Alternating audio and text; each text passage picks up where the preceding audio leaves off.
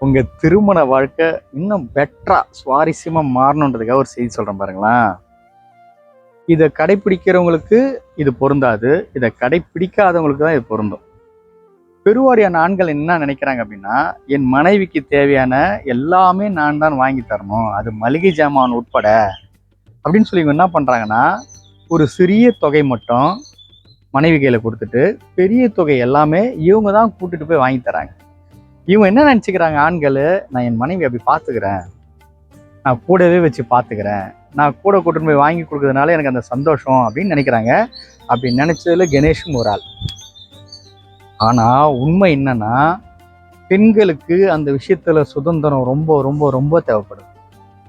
அப்போ நம்ம செய்ய வேண்டிய வேலை இங்கே என்னவா இருக்கு அப்படின்னா, ஒரு மாசத்துக்குன்னு உண்டான தொகை, அது எவ்வளோ வேணா இருக்கட்டும், 2000 இருக்கட்டும், 20,000 இருக்கட்டும், 2 லட்சம் இருக்கட்டும், அவங்க வசதிக்கு ஏற்ற மாதிரி அந்த தொகையை அவங்க கையில கொடுக்கறதன் மூலமா அவங்களுக்கு ஒரு தனி நம்பிக்கை பிறக்குது. அந்த நம்பிக்கை பாசமா திரும்ப நம்ம கையில வருது.